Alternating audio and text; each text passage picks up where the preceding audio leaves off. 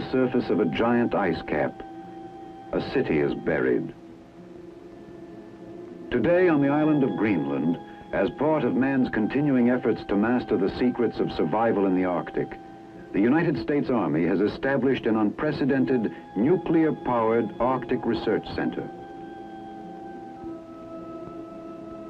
Located in a wilderness of ice and snow, Camp Century is 150 miles from Thule, its nearest base of supply. This is an ideal Arctic laboratory. For more than 90% of Greenland is permanently frozen under a polar ice cap which covers all but a few coastal areas of the island. Camp Century is buried below the surface of this ice cap. Beneath it, the ice descends for 6,000 feet. In this remote setting, less than 800 miles from the North Pole, Camp Century is a symbol of man's unceasing struggle to conquer his environment, to increase his ability to live and fight if necessary under polar conditions. This is the story of Camp Century, the city under ice.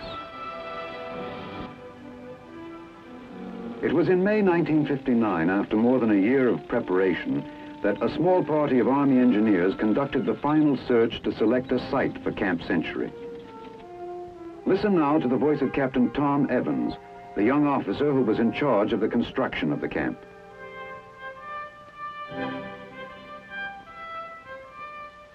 This was the day we really got underway.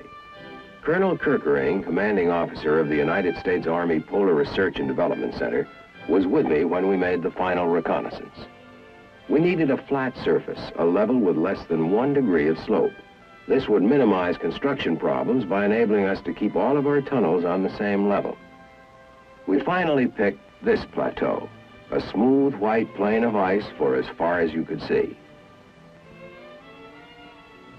This was the closest location to Thule, our supply base, which would not be affected by the summer thaw. That first day, we set out flags marking the boundaries of the camp.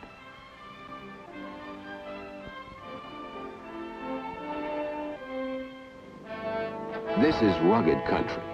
Nothing lived on the ice cap. Not even seal or caribou survived in this climate. Our job was to cross 150 miles of ice, much of it split by crevasses, and then build a city under the ice, experimenting with new concepts of polar construction.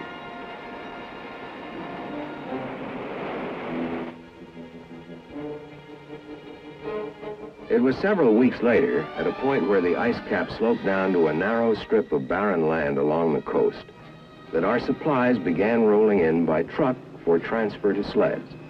To make this transfer possible, we'd had to build a 3-mile road up onto the edge of the ice cap.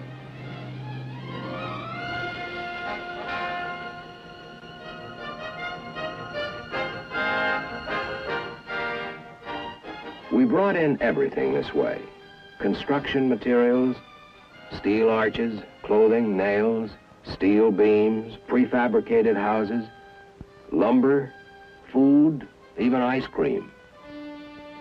In the months it took to build Camp Century, more than 6,000 tons of supplies were used.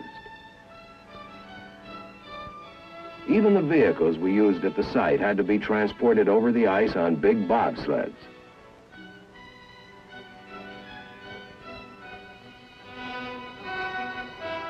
We called these convoys of 10 and 20-ton sleds heavy swings. Crawling up the ice cap at approximately 2 miles an hour, a heavy swing would reach the camp in about 70 hours if everything went well.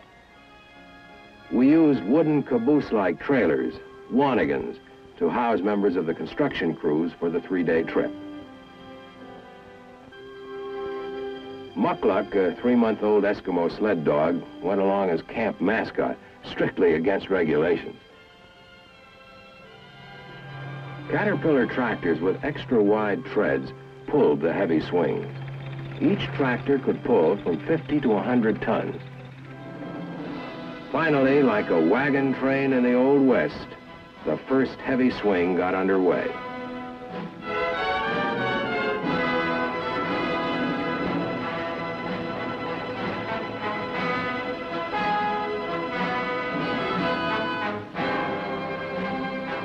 At the same time, we used another type of smaller vehicle to transport an advance party. These polecats would average 10 miles an hour and make the trip in little more than half a day. A convoy of polecats, each section carrying 6 men, was called a light swing.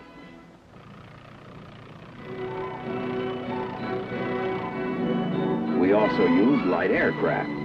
Throughout the operation, these flights brought in key personnel, special cargoes, and mail.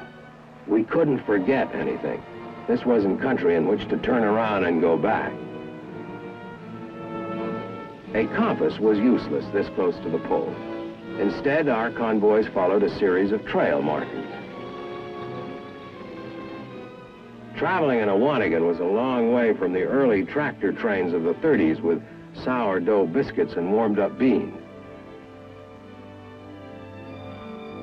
From the days spent loading the heavy swing, the men's faces were already deeply sunburned. During the trip, in shifts, half the men rode and half slept. Navy-type bunks were used for sleeping, if you could sleep in the 24-hour sunlight.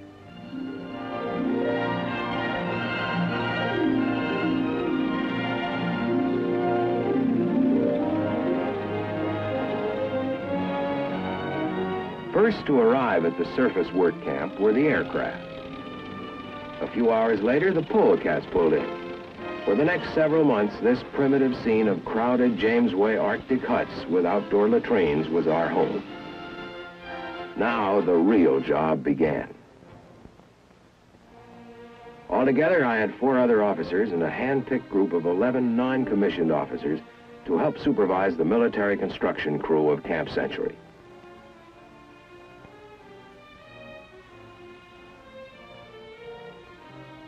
Plans for the camp had been developed months in advance. The basic concept was simple. A system of 23 trenches would be dug into the ice cap and then covered with steel arches and snow. Branching off the main communication trench would be a series of lateral trenches housing complete research, laboratory, and test facilities, modern living quarters and recreation areas, and a complex of support facilities. Since transporting great quantities of diesel fuel over vast Arctic wastes was impractical, we would install a nuclear power plant. To be absolutely certain that work was progressing properly, I held nightly construction conferences.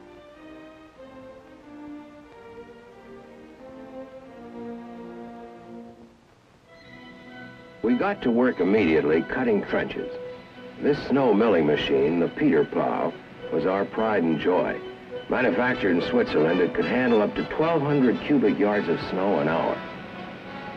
Designed to clear roads in the Alps, it was ideal for our purpose, being capable of making extremely precise cuts. It was usually operated by 2 men, one controlling the machine's horizontal movement, the other controlling its vertical movement and speed.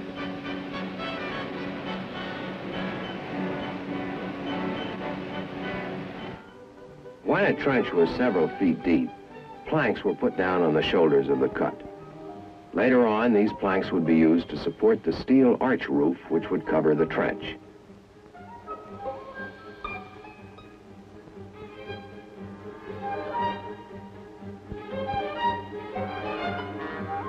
Camp Century was starting to grow, and so was Muckluck. We used 3 Peter plows to cut all the different trenches we needed. By making a series of undercuts, the width of most of the lateral trenches was greater at the bottom than at the top. This cut down on the amount of roofing material required. Before long, the first roofs began to go into place. Constructed of overlapping steel arches, these roofs could be put up very quickly. By this time, we had a crew working in a snow quarry cutting large bricks of snow. In this way, we made maximum use of the materials available at the site. Somehow, Muckluck seemed to be everywhere, always making himself useful.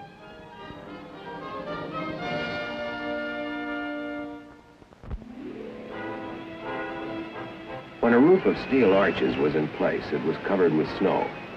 Because it had been milled, this snow would harden into an extremely durable surface. Inside each tunnel, at the end adjoining the main communication tunnel, passages were cut through. Not all the excavation could be done by machine. The shovel was still a very useful tool. Next, work began on foundations for the prefabricated buildings that would be placed within the tunnels. Leveling the floor was very important to provide a good bearing for the foundations and prevent any building from settling unevenly. This was cold work. The temperature within these tunnels sometimes went to 20 degrees below zero, and this was summer. Prefabricated sections were delivered by forklift. The non-conductive wood and the air insulation barrier below it protected both the building from the cold of the ice floor and the ice floor from the warmth of the building. Every prefab that went into Camp Century had been pre-erected, tested, and then shipped to us as a unit. Every clip, every doorknob, every light switch came in a single shipment. In this way, we knew there would be no delays caused by missing parts. This is a standard T5 Engineer Arctic building, designed for cold weather use. Composed of plywood insulation panels, these buildings would provide space for comfortable working and living under the ice. Since every unit had been checked out in advance, our crews could put up one of these buildings in less than a day. As soon as the shell was completed, crews began to wire the buildings for interim power provided by diesel generators. As each unit was finished, I marked it off on the chart on my office wall. As the major interior work within each tunnel was completed, the entranceway was blocked up with bricks of snow.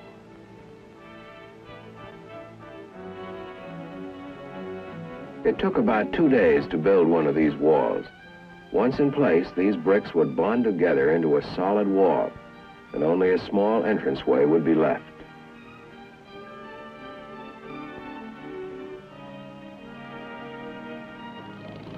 We then used a bulldozer to push loose snow into the doorway of the tunnel to complete the seal. Later, an escape hatch would be placed at the end of a small wooden form for an emergency exit. When it was completed, the entrance was weatherproof and serviceable. Throughout the long period of construction, within the primitive facilities of the work camp, the men solved the everyday problems of working and living as best they could.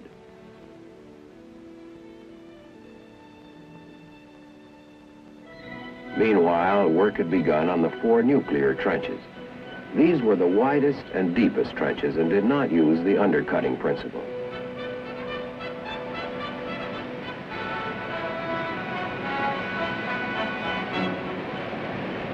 On this cut, we used 3 plows simultaneously, 2 plows throwing up snow from below, the third cutting a spoil trench up above to prevent loose snow from sliding back into the cut. To avoid melting caused by the sun, much of this work was done at night. These scenes were filmed at 2 a.m.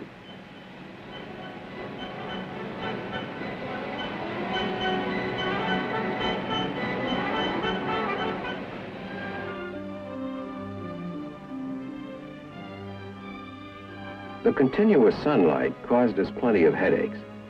A black tarpaulin was used to protect the section of this 40-foot cut most vulnerable to the sun's rays. Below, foundations and structure for the reactor building were put in place. Until the trench was covered, there was always a threat that the 40-foot arches would collapse a shoulder already weakened by the 24-hour-a-day Arctic sunlight.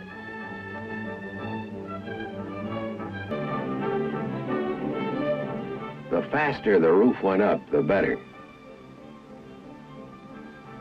The frame for the reactor building was made of steel beams. Despite the cold and the constant winds, my construction workers climbed like monkeys over the scaffolding and rode the beams into place.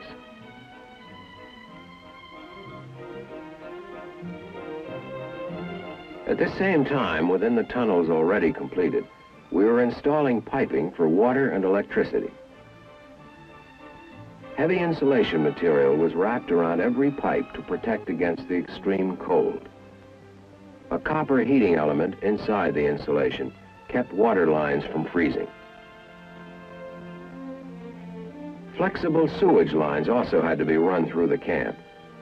At this time, to keep on schedule, we were using 12 and sometimes 14-hour shifts. For like any modern city, Camp Century required a complex of interconnecting corridors carrying a maze of piping of all sizes and shapes. One of our proudest achievements was our solution of the water problem. A steam hose with a special drilling nozzle was used to melt a hole 3.5 feet in diameter, 120 feet down into the ice cap, until a pool of water formed which did not drain off. This pool provided 10,000 gallons of fresh water daily. Throughout the camp, an extensive electrical system was now installed. For electrical heating would not only be clean, but it would also reduce the threat of fire. And fire was the worst hazard under the ice.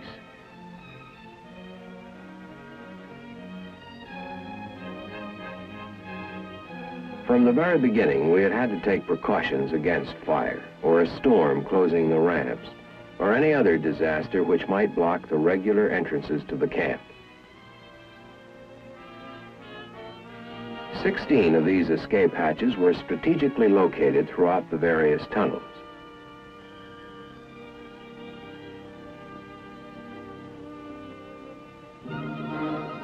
In their off-duty hours, the men did what they could to amuse themselves with the recreational opportunities at hand. Bronco busting was one favorite pastime. By this time, muckluck was almost full grown.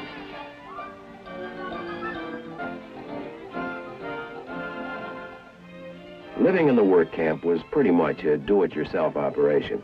Everything took longer and time was always short.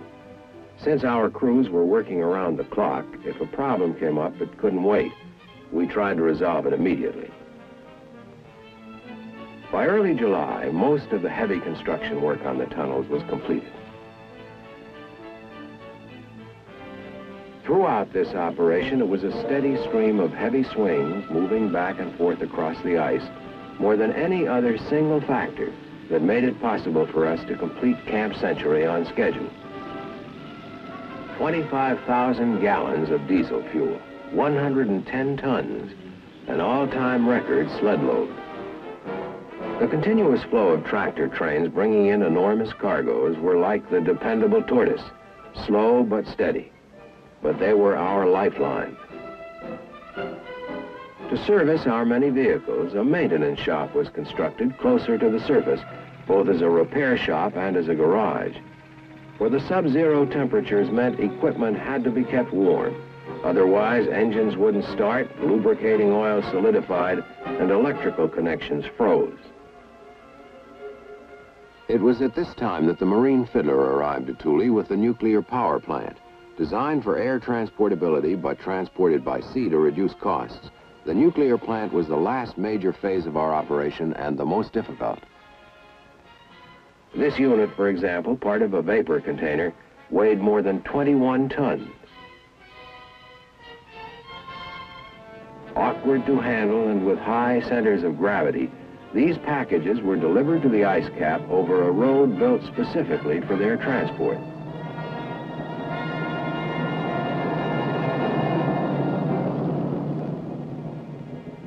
More than 400 tons of piping and machinery arrived in this one shipment.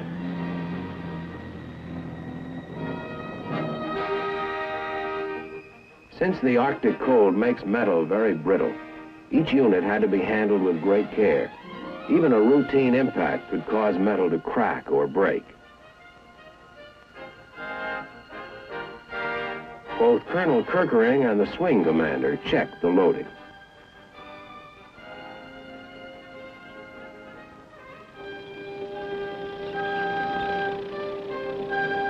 The vapor container, the largest single item in the power plant, was carried on a special flat-bottom sled, built expressly for its transport. Everything seemed fine the morning the heavy swing moved out.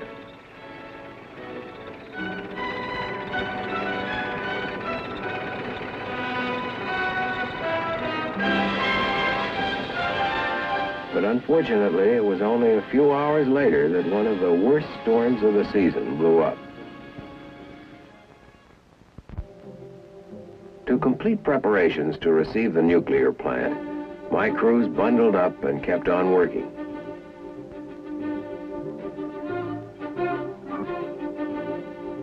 The opening in the roof of the main nuclear trench now had to be closed quickly before the trench began filling with snow.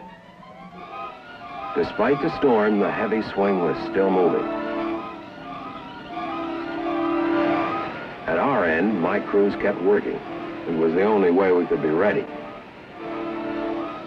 Out on the ice, the storm cleared a little, and notwithstanding the tremendous load and the weather, this swing made the trip in record time. Just as the swing arrived at the camp, the storm let up entirely. Work began immediately unloading the shipment in preparation for its emplacement. Covers were removed, crates opened. None of the excitement affected Muckluck in the least. Boxes of piping and wiring, each item carefully labeled, were opened so that each unit would be available when needed. Major components shipped in pieces because of weight limitations were reassembled before being moved into the trenches.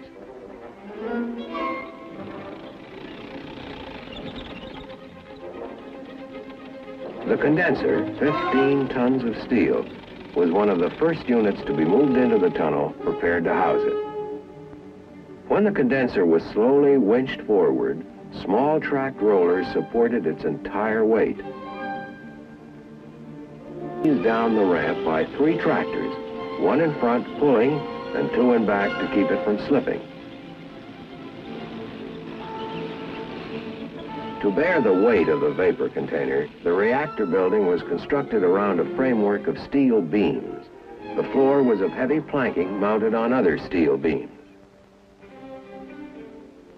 We had to use hand rigging methods, the best we could do under the confined conditions, to put the nuclear equipment in place. Every step had to be checked very carefully, since the power plant had been pre-fitted in the United States and must be emplaced within a tolerance of 1/8 of an inch.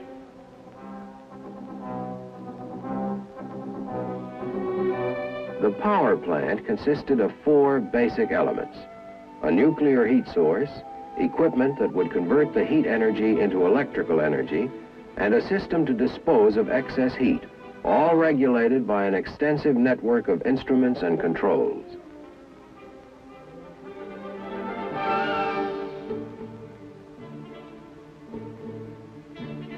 The last buildings to be assembled were those that would contain the nuclear sections.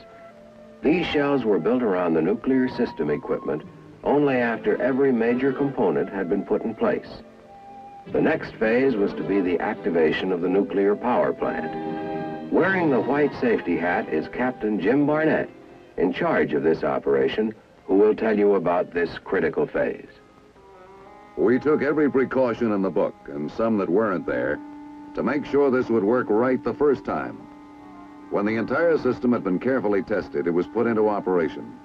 We were then ready to begin loading the reactor core. One by one, the fuel elements were removed from the barrels in which they'd been shipped, carefully separated from one another. Each of these bars, containing approximately 500 grams of uranium-235, was then unwrapped, inspected, and wiped clean of any dust.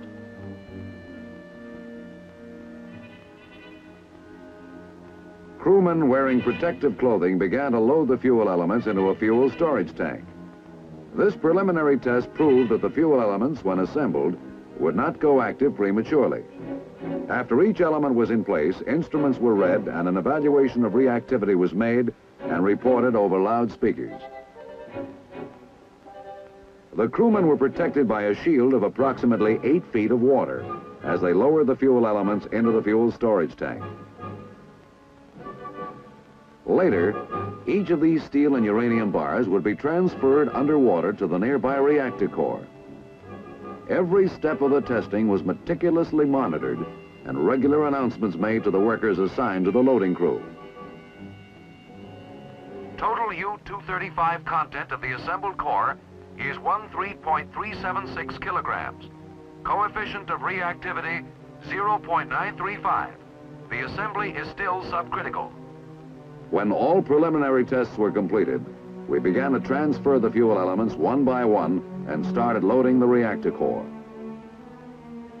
As each fuel element went into place, the count rate of neutrons released gradually increased. Within the core, to prevent the reactor from inadvertently going critical, control rods were in place. This gradual activation of the pile took almost 9 hours. In this tense atmosphere, we changed crews twice. Above us, it was dark and miserable. With the approach of winter, the sun was preparing to set for the year. Finally, our meters reported a significant increase of reactivity. The whole camp was standing by, waiting, tense.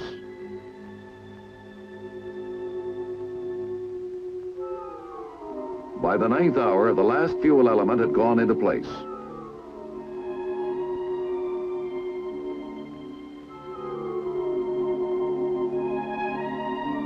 A plot showed the location of every bar.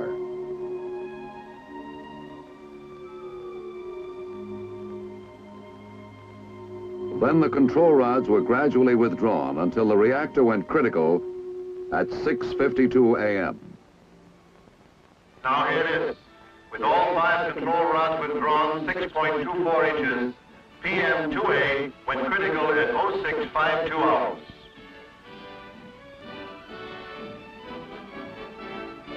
Within the next few weeks, the final touches were put to Camp Century. Today, powered by its nuclear reactor, this unique installation is a completely modern community deep under the ice. This is a far cry from the primitive Jamesway huts of the work camp, where 3 showers served 250 men. Here, there are showers for all and facilities for every modern convenience.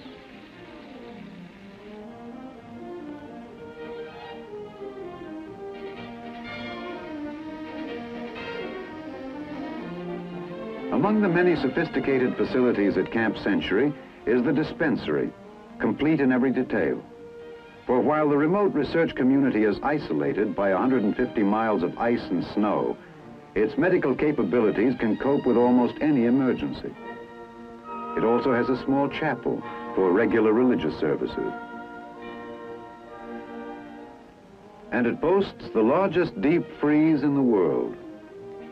Here is enough food to feed the camp for several months. Everything from steak to fruit salad.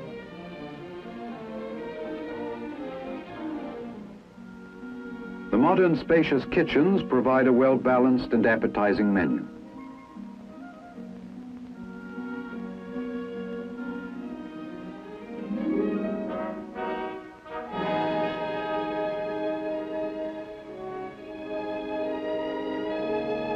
To satisfy the enormous appetites that working in this climate produces means extra rations, but there's always more than enough. Except for the fact that they have no windows, the men of Camp Century live exactly as do other soldiers. Their quarters are modern, spacious, comfortable, and are not lacking in any detail.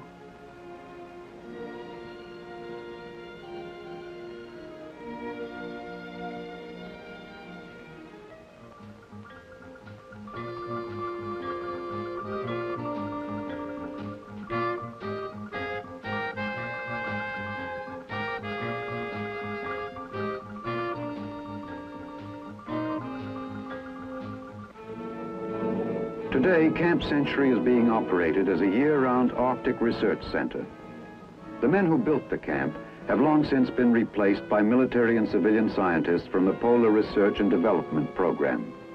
As part of man's efforts to probe deeper and deeper into the secrets of the universe, an elaborate program of tests and experiments is being carried out.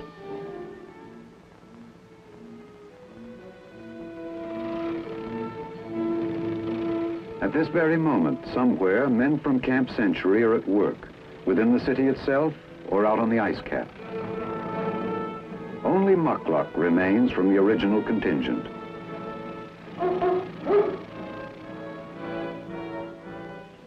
This is the story of Camp Century, of the Army engineers who carved out the underground city, of the many other men of the United States Army who made this project possible, and of man's never-ceasing quest for knowledge.